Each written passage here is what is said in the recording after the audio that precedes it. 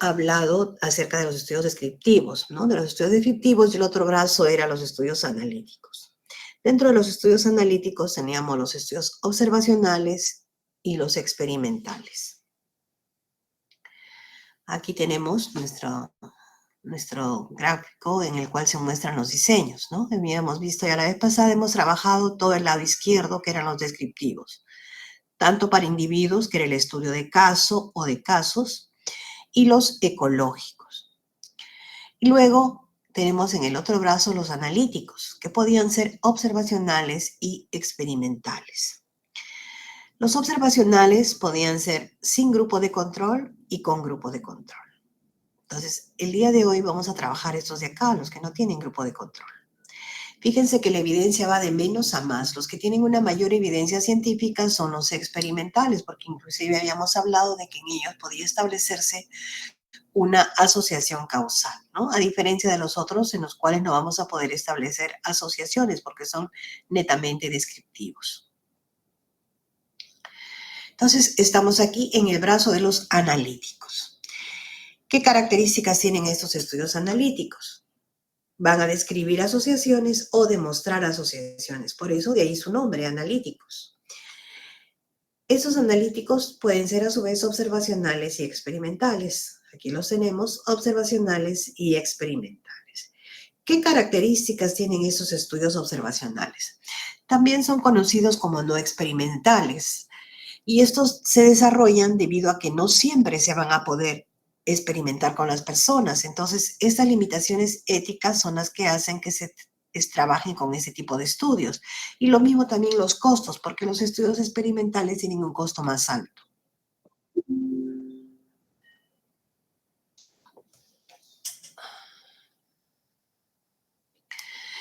¿Qué otro detalle más? El objetivo de estos estudios es simular los resultados de un experimento.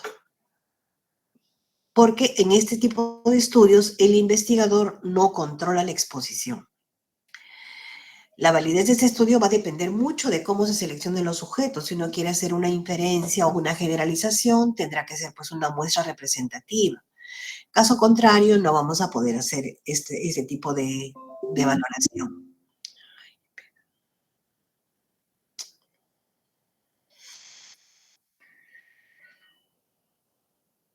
Ay, sí que alguien quiere.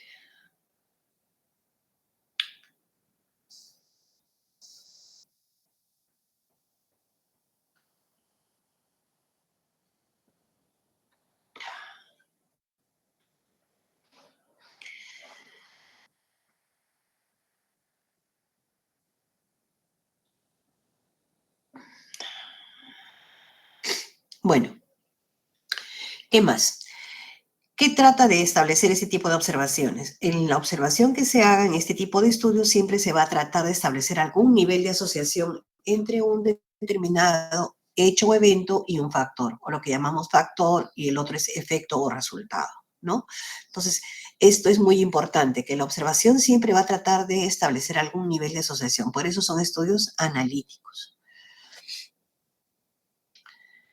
¿Cómo son estos estudios observacionales sin grupos controlados o sin grupo de control? Pueden ser de dos tipos, transversal y longitudinal. Entonces acá ya vamos siguiendo todo el brazo, ¿no? Diseños observacionales sin grupos controlados, transversal y longitudinal. ¿Qué características tienen estos estudios observacionales sin grupos controlados? El investigador no conforma grupos al inicio del estudio, por eso que se llaman sin grupos controlados.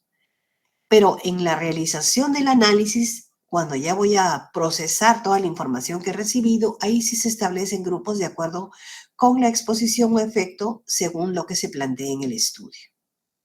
Aquí, como hemos dicho, se puede estudiar a toda la población o una muestra representativa de la misma.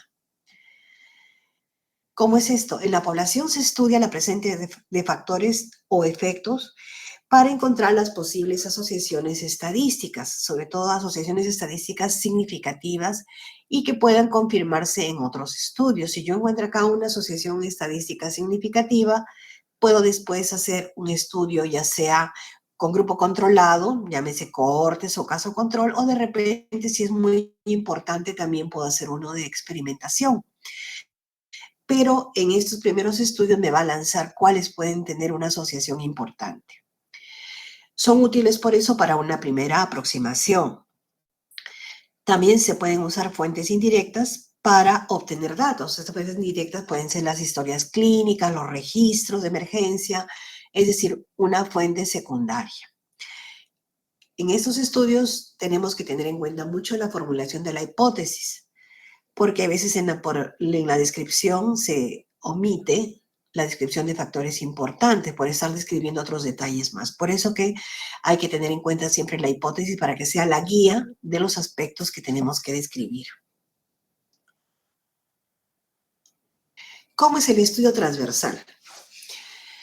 Además de todas las características que hemos mencionado ya, ¿cómo se caracteriza este estudio? Ese estudio va a incluir a toda la población al momento del estudio o de repente toda la muestra, tanto de sanos como enfermos. O sea, no discriminamos a nadie, todos entran al estudio. ¿Qué más? El estudio transversal no significa necesariamente que todos los sujetos se van a estudiar en un solo día, ¿no? Solamente que las mediciones se ubican en un tiempo y lugar determinado. Por ejemplo, digo, voy a recolectar la información de los niños nacidos en el año 2023, 2022 y 2023 para evaluar la lactancia materna. Entonces yo registro de acuerdo a mis variables importantes a todos los niños que nacieron en el año 2023, ¿no? Va a ser transversal, pero para ese año. Los datos del problema de salud se obtienen en una sola medición. O sea que cada sujeto es medido una sola vez. Y ahí se va a determinar la presencia o no del problema de salud, o sea, el efecto. Y al mismo tiempo también podemos investigar los datos de exposición de los factores que nos puedan interesar y que estén relacionados con el problema. O sea que tanto el efecto como la exposición los voy a recoger de manera simultánea. Entonces, como ambos los recojo al mismo tiempo, no puedo establecer temporalidad de que uno fue primero y el otro después, porque no ha habido nada que me garantice eso.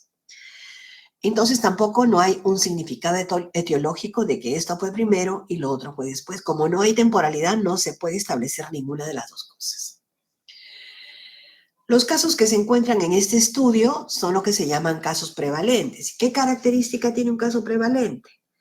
Que no se precisa cuándo se adquirió la característica ni por cuánto tiempo la mantendrán, ¿no? A ese tipo de estudios se les conoce también como estudios de prevalencia, debido a que en ellos nosotros podemos calcular la prevalencia, podemos estimar la prevalencia.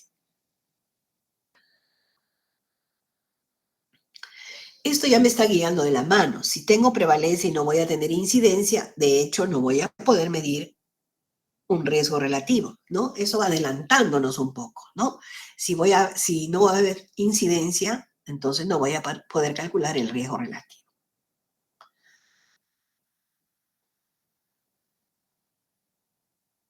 Aquí tenemos entonces un esquema de lo que es el estudio transversal. Tenemos a la población objeto de estudio y luego tenemos una sola medición. Y en el análisis hacemos la clasificación, ¿no? Los que tienen el problema o efecto resultado y los que no lo tienen. Y luego comparo el factor de riesgo en cada uno de ellos y puedo hacer la medición del riesgo mediante el OR. Comparo en ambos grupos la presencia del factor de riesgo que estoy estudiando.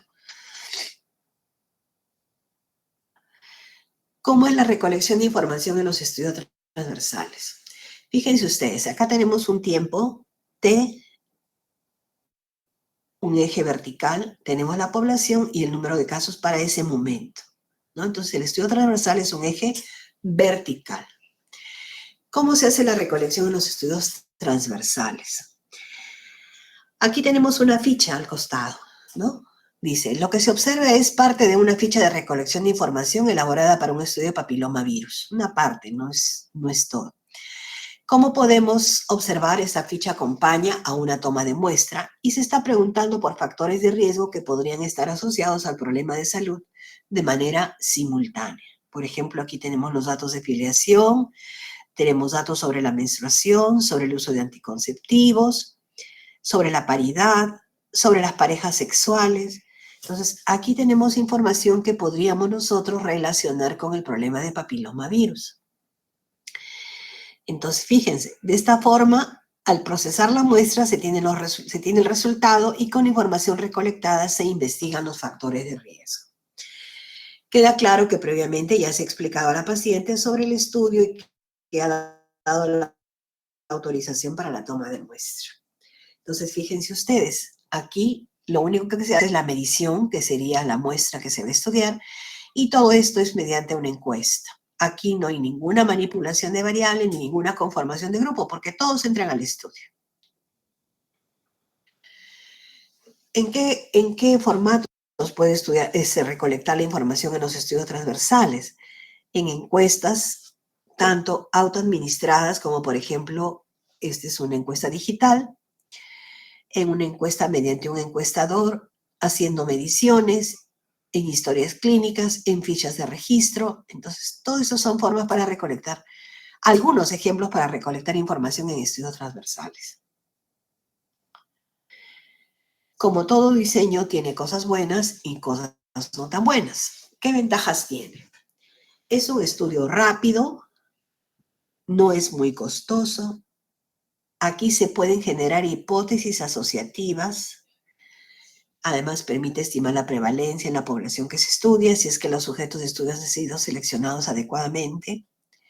Se pueden estudiar varias exposiciones. Yo puedo preguntar por varios factores. Y como bien dice, si se trabaja con muestras representativas de la población, estos me van a permitir hacer una extrapolación de los resultados.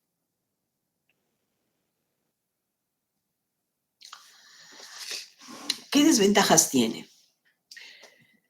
Como no tiene grupo de control, tiene limitaciones para demostrar asociaciones. Tampoco es útil para daños de baja prevalencia, porque imagínense si voy a encontrar pocos casos, voy a tener que tomar una muestra muy grande si es una enfermedad rara, para poder encontrar algunos, ¿no? Lo cual ya me elevaría el costo.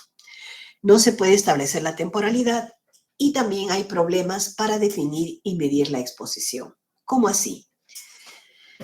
Comenzando que solamente el factor de riesgo va a ser por un interrogatorio, ¿no? O de repente alguna medición muy sencilla.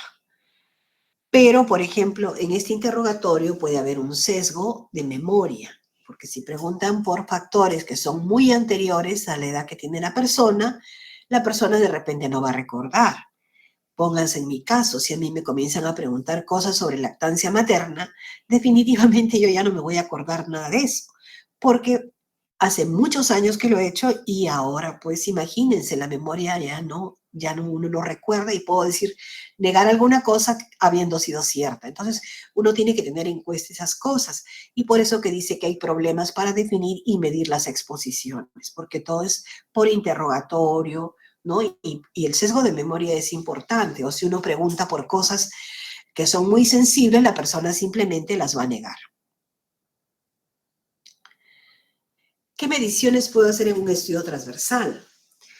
Si la variable estudiada es cualitativa, los resultados podrán presentarse como tasas de prevalencia, porcentajes o razones. Cuando la variable es cuantitativa, se podrán usar medidas de resumen como promedio, desviación estándar, o de repente otras que me ayuden a describir a la variable de mejor forma, ¿no? Eso va a depender mucho del tipo de variable y cuán variable es, porque cuando lleven estadística van a darse cuenta que cuando la variabilidad es muy grande ya no usamos promedio y desviación estándar, sino que usamos mediana. Entonces, también dice que se puede categorizar la variable de acuerdo con criterios previamente establecidos. Por ejemplo, si decimos una medición entre tal rango me va a dar un nivel bajo, entre el otro rango un nivel medio y cuando tiene el otro nivel alto. Entonces, categorizo y voy a dar un nombre. Eso es lo que se llama categorizar una variable.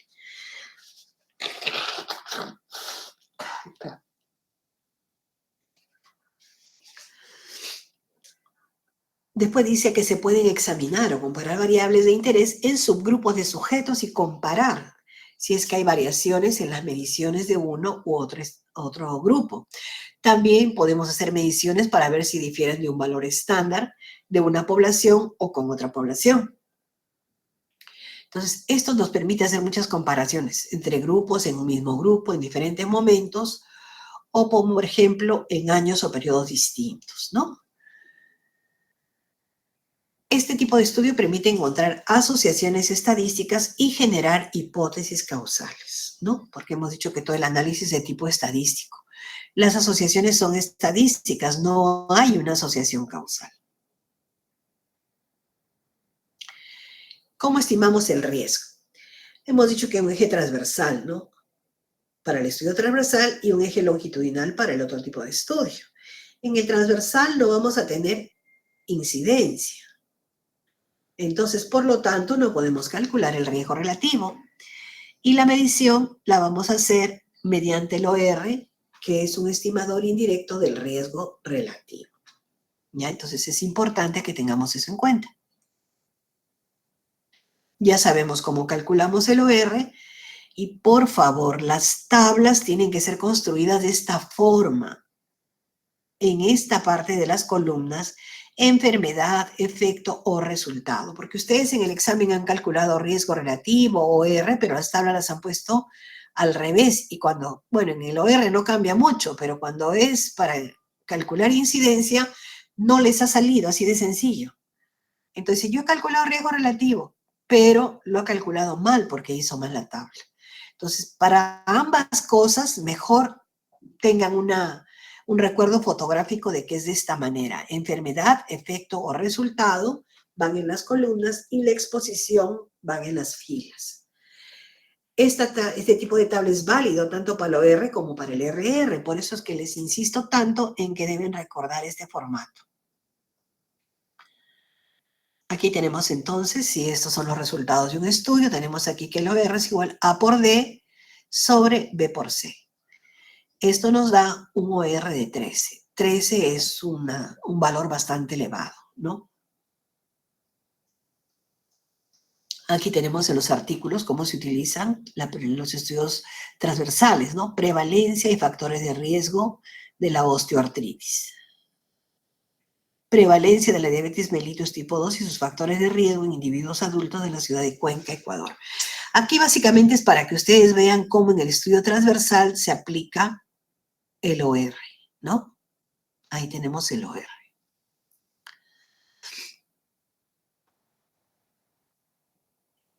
Estudio transversal de las parasitosis intestinales en poblaciones infantiles. Fíjense ustedes, el objetivo dice determinar la distribución de las enteroparasitosis en niños de 9 provincias representativas del mosaico de ambientes contrastantes de Argentina.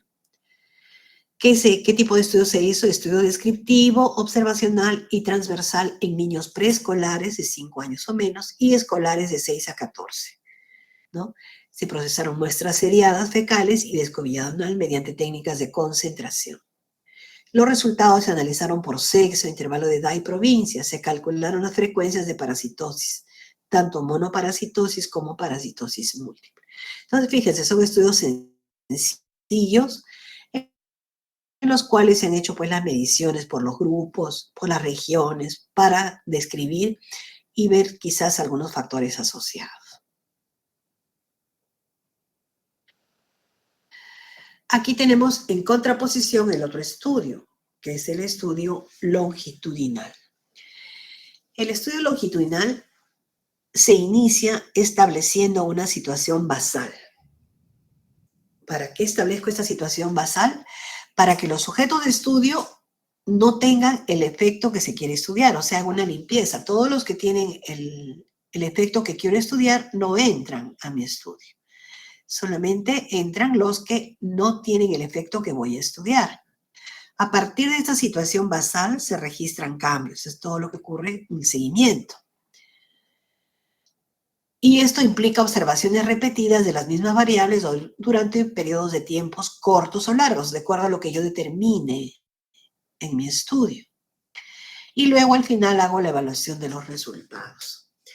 Son muy útiles para determinar la incidencia y es lógico, si aquí entran los sujetos que no tienen el efecto, todos los casos que aparecen acá serán casos nuevos. Y es por eso que voy a poder calcular la incidencia. Si tengo incidencia, por default inmediatamente puedo calcular el riesgo relativo. Aquí no hay grupo de comparación, ¿no? Pero la comparación puede establecerse durante el análisis de acuerdo con la exposición. Entonces, ojo que no porque en el estudio se conformen desde el inicio, no. Solamente que uno para mejorar el estudio, para enriquecer el estudio, conforma los grupos. Pero eso es en el análisis. ¿Qué característica tiene el estudio longitudinal? El seguimiento que se hace en el estudio longitudinal será más o menos fácil según sean las características del efecto estudiado, ¿no? La estabilidad de la población seleccionada, los límites geográficos, el interés del estudio y la colaboración de las instituciones involucradas. ¿Qué quiere decir todo esto? Si el efecto estudiado es muy complejo, de repente, en una primera instancia no nos vamos a dar cuenta y se nos va a pasar el momento del inicio. Por eso que todo esto tiene que estar bien protocolizado. Lo mismo la estabilidad de la población seleccionada. Si estamos trabajando con jóvenes y queremos seguirlos por mucho tiempo, corremos el riesgo de perder a los sujetos de estudio, porque ustedes saben que los jóvenes pueden migrar a otros países, querer estudiar fuera del país, y lógicamente ellos tienen todo el derecho de irse y vamos a perder sujetos de estudio. Los límites geográficos también es otro problema. De repente están en Lima y de repente nuestros sujetos se quieren mudar a otra parte del país, ¿no? O de repente la distancia es tal que el ir a hacer una evaluación a donde esté el sujeto de estudio nos resulta demasiado costoso. Y también nos va a demorar, lógicamente. También hay que tener en cuenta el interés del estudio para que tengamos colaboración de instituciones involucradas, ¿no? De repente una institución dice, yo voy a procesar las muestras de sangre, yo voy a hacer tal cosa, y de repente si el estudio es muy largo, hasta cambian, ¿no? Cambian de personal responsable y total el estudio se viene abajo, porque no todos van a tener el mismo interés por el estudio. ¿Qué otra cosa importante tenemos que tener en cuenta? La frecuencia del evento que se estudia. Por ejemplo, si estudiamos algo poco frecuente, tenemos que comenzar a involucrar una población demasiado grande, porque como sabemos que es raro, por decir 1 en 1000, imagínense, para tener 2 casos van a tener que seguir 2000, ¿no? Eso por ponerles un tamaño para que ustedes se den cuenta de lo difícil que es cuando es un fenómeno poco frecuente o raro si se quiere, ¿no? Entonces, para esos casos tenemos que utilizar otro tipo de estudios como vamos a ver más adelante. Cuando la población es muy grande, entonces es incómodo para poder hacer el seguimiento. Se pierden los sujetos y va perdiendo validez. También cuando las observaciones son por tiempo muy prolongado, ¿no? Dice, las mediciones en el estudio longitudinal. En una investigación longitudinal se llevan a cabo mediciones continuas o repetidas de un fenómeno determinado durante periodos de tiempo, algunos prolongados. Por lo general son de naturaleza observacional y puede recopilar tanto datos cuantitativos como cualitativos. Aquí, por ejemplo, tenemos un grupo que se viene observando por mucho tiempo, ¿no? 20 a 35, 36 a 50 y 51 a 65. Hay estudios así que tienen periodos muy largos, como por ejemplo el estudio de Framingham, que ya no solamente es en un sujeto, sino que son de muchas generaciones para los problemas cardiovasculares. Se desarrolló ese estudio que hasta ahora está vigente para algunas generaciones. Aquí tenemos entonces el estudio longitudinal. Tenemos el inicio del estudio en el presente y seleccionamos una cohorte a la cual se le hace seguimiento y luego vemos, clasificamos en el análisis, enfermos expuestos, sanos expuestos, enfermos no expuestos y sanos no expuestos. Entonces tenemos quiénes tienen el factor y quiénes no lo tienen. Pero esto lo hacemos ya en el análisis, esta clasificación es en el análisis y como son casos nuevos voy a poder calcular el riesgo relativo. Pero aquí hablábamos de una selección de una cohorte. ¿Qué cosa es una cohorte? Un grupo de individuos que comparten una misma experiencia durante un tiempo determinado. Es bien importante el concepto. Fíjense ustedes, aquí tenemos una cohorte, si tenemos aquí esquematizado el pasado, el presente y el futuro, aquí tenemos una cohorte que se hace del pasado hasta el presente. Acá hay otra cohorte que se forma en el pasado y pasa por el presente y llega hasta el futuro. Otra cohorte se conforma en el presente y se sigue hasta el futuro. Entonces, hay distintos tipos de cohorte. Esto ya me está hablando de que hay distintos tipos de cohorte. Aquí algunos ejemplos. Aquí dice la cohorte de alumnos del Colegio San Luis que ingresaron a primero de primaria en el 2021. La cohorte de los pobladores de Apurímac que están siendo evaluadas del año 2023. Y aquí también para que ustedes se den cuenta que también la cohorte de estudiantes de tecnología médica en el año 2022, los que ingresaron a la facultad. Entonces, fíjense ustedes, son grupos de personas que comparten una misma experiencia durante un tiempo determinado. ¿A qué se llama experiencia? A la variable que estamos estudiando. Aquí, por ejemplo, puede ser una nueva técnica de enseñanza, igual que acá. Aquí de repente estamos monitoreando en cambio a contaminación ambiental. Eso va a depender mucho de lo que estemos estudiando.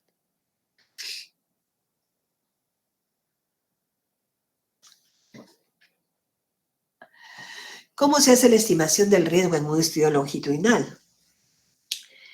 Ya le hemos dicho, en un estudio longitudinal vamos a poder establecer o determinar la incidencia, tanto en los expuestos y los no expuestos, pero ojo que eso lo hacemos en el análisis, no de inicio. Entonces, por lo tanto, vamos a calcular el riesgo relativo. La medición entonces del riesgo la hacemos de manera directa con el RR. Y también al tener incidencia, entonces también podemos hacer la medición del impacto, ¿no? Mediante el riesgo atribuible porcentual. Y si se trabaja con una muestra representativa de la población o una población, se puede calcular el RAP o el RAP porcentual. Entonces, fíjense ustedes qué importante es tener la incidencia. ¿Cómo calculamos el riesgo relativo? Ya lo sabemos, tasa de incidencia en expuestos y tasa de incidencia en no expuestos. Ojo que aquí he puesto enfermedad, pero es enfermedad, efecto o resultado. Aquí se confunden mucho, porque cuando dicen enfermedad solamente lo que consideran enfermedad y ponen a los enfermos acá, no. Es enfermedad, efecto o resultado. Y aquí la exposición, por eso es importante que ustedes identifiquen qué es la enfermedad y qué cosa es la exposición, o el efecto o resultado, ¿no? Y la exposición siempre va a ir acá. Al calcular la tasa de incidencia en expuestos tenemos 100 entre 600 y el otro es en no expuestos 40 entre 2000. En ambos casos, entonces, se simplifica y me da 8.33. Algunos han hecho mal la tabla y para calcular incidencia han puesto 100 entre 140, 500 entre 2460. Entonces, tremendos errores que se han cometido a la hora del cálculo del riesgo relativo. En el estudio longitudinal, como todo, tiene ventajas y desventajas. ¿Qué ventajas tiene? Permite calcular la incidencia, por lo tanto, se puede calcular el riesgo relativo, se pueden formular hipótesis asociativas e hipótesis causales. Formular, ojo, no es demostrar, sino formular. Se puede establecer temporalidad, porque hemos dicho que se parte del factor de riesgo hacia el desarrollo del efecto. ¿Qué desventajas tiene? Se requieren muchos participantes para que puedan ser estudiados por un tiempo determinado, porque ya hemos dicho que se pueden perder por diferentes motivos. Al no tener grupo de comparación, tiene limitaciones para demostrar asociaciones y no es útil para eventos poco frecuentes. Entonces, esas serían las desventajas. Lógico, si son eventos poco frecuentes, tendría que tener muchos sujetos de estudio, lo cual encarece el costo del estudio, el seguimiento y todo lo demás. Aquí tenemos la aplicación de estos estudios, ¿no? Dice, evolución de los cambios en el peso corporal según hábito tabáquico, análisis longitudinal de la Corte Sud. ¿Qué dice? El objetivo de ese estudio es evaluar prospectivamente la asociación de dos factores de riesgo cardiovascular, el hábito tabáquico y la ganancia de peso. Ahí está más abajo está cómo se desarrolla el estudio. Se evaluó prospectivamente a 7.565 participantes de una cohorte dinámica durante una mediana de seguimiento de 50 meses.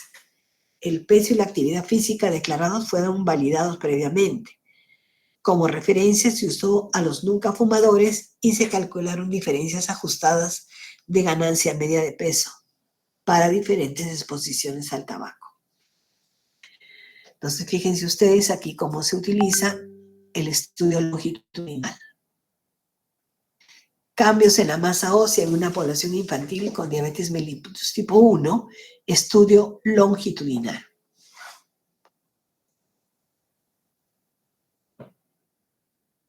Creo que esa es la última. Lo que quería yo mencionarles era para el estudio transversal. Por favor, no me pongan estudio de corte transversal. Es un error hablar de corte transversal. Y como les comentaba también, una mala traducción de cross-sectional study, que es en inglés el estudio transversal, su nombre en inglés es cross-sectional study. Y como ven cross-sectional, agarran y cuando lo traducen dicen corte transversal. No hay ningún corte. Simplemente se habla de estudio transversal. Decir corte transversal es una redundancia, está mal dicho. Es como si dijéramos más peor, ¿no? ¿Quién es el más peor, el menos peor? Está mal hablado. Así que, por favor, nada de ponerme corte transversal. Pese a que ustedes lo van a encontrar en los artículos. Mucha gente nos expresa bien y en el artículo publicado encontramos la palabra corte transversal.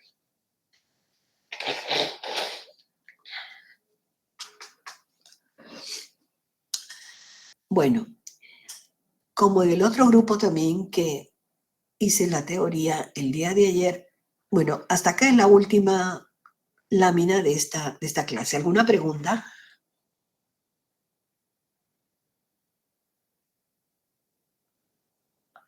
¿Alguna pregunta?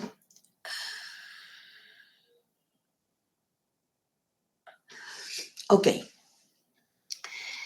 Lo que les estaba comentando era de que yo de repente voy a tener que solucionar un problema de salud que me va a tomar tiempo, ¿no? Y entonces yo lo que quería ir avanzando lo que pueda para que no si es que tengo que ausentarme por lo menos una semana o dos, no nos atrasemos, porque en fin, la práctica la puedo resolver yo, pero la teoría es más difícil porque son 4 grupos y hay que dictarla en 3 veces, entonces es más difícil para pedir un reemplazo que nos haga eso. Entonces yo lo que quisiera es avanzar lo que pueda de teoría para que no nos vaya a quedar al aire. Como digo, ya una vez dictada la teoría, en práctica tienen cada uno su profesor y es más fácil. Así que en aras de que todavía tenemos un poco de tiempo, vamos a ir